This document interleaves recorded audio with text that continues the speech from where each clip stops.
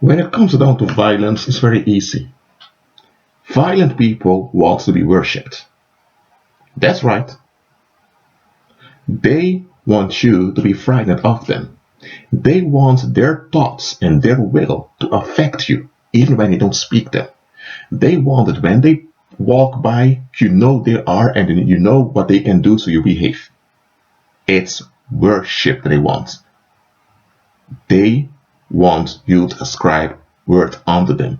Way too much worth than they should receive. That's what it's all about. Now look, if you're walking in a street and someone tries to rob you and you use force against them to free yourself or to free someone else, that's something else. That's not violence. Violence is when you use force against someone with the aim to harm or destroy someone else in order to achieve an outcome that you want. So you want the outcome regardless of what it costs someone else. Now don't get me wrong. Sometimes for the legitimate purposes, you need to how do I say it, ignore some interest. For example, if your child wants to run down the street, well, you have to ignore that interest of your child. Why? Because on the streets there are cars passing by, so you have to deny that. If your child wants to watch at a cartoon, well, the child may protest, but the child needs to go to sleep or else his or her brains will develop well. Or for example, if in a team you need to achieve an end, well, people will need to give up some interest for the bigger picture. That's true. So you cannot always consider all interest. It can't. But that's not to say that using force, regardless of the outcome, just to achieve the relief you want, because that's what it is with violence. People want relief in some area. Let's say there are people making pictures in the streets. Those are tourists, and you think, I don't want my house to be on the picture, and you begin to force them to delete the pictures from their phone, even though they are on public property and they are by law permitted to make pictures of the environment.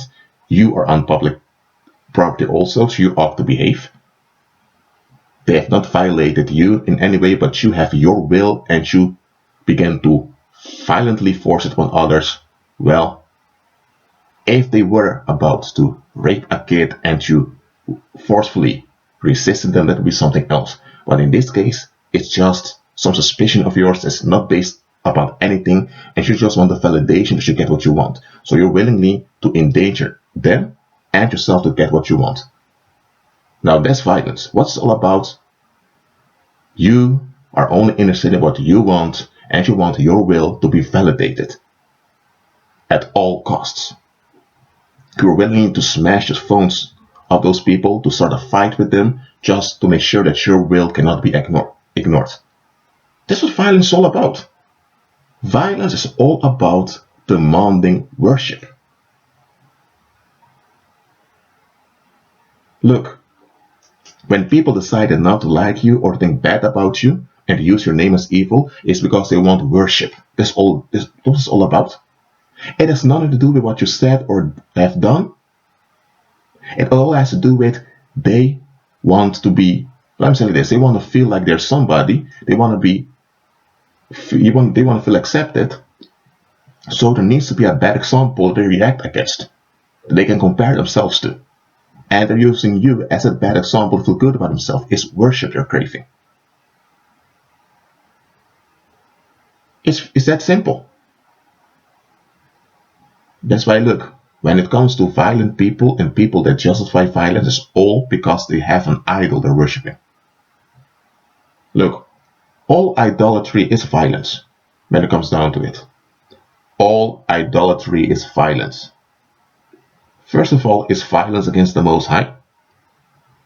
Secondly, it's violence against the natural order of things.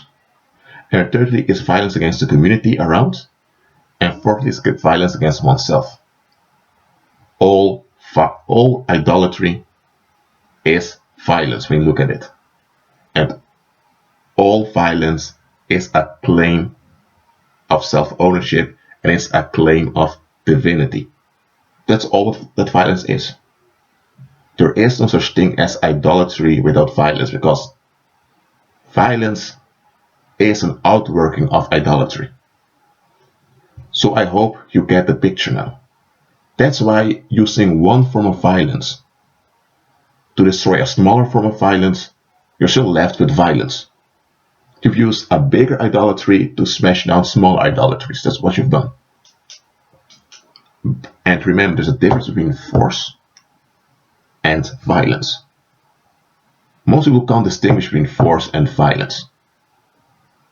That's why, in all things, submit unto the Lord, unto the Most High, and submit unto the Lord.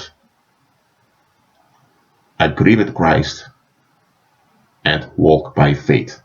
Don't operate from your own understanding, because the fallen mind of man, when it comes to practice, it often relies upon violence. Just look at the world around you and look at human history since the fall of man. Well, that being said, be at peace.